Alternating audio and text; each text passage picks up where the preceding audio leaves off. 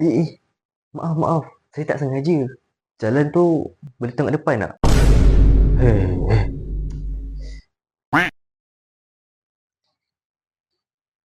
maaf, tak sengaja. Eh, Astaghfirullahaladzim. Tak apa. Saya pun tak perasan. It's okay.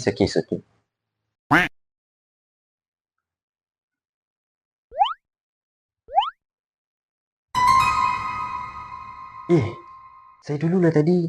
Alah, saya sekejap je ni. Boleh sabar? Baru pun nak sekejap. Dia ni kan buat berbaran lah.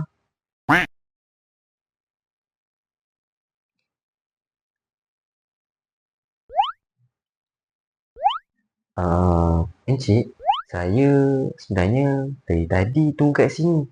Astagfirullah. Oh, ya ke? Kalau awak dulu, silakanlah. Tak apa. Terima kasih. Semoga semuanya diberikan urusan untuk ibadah puasa ini. Amin.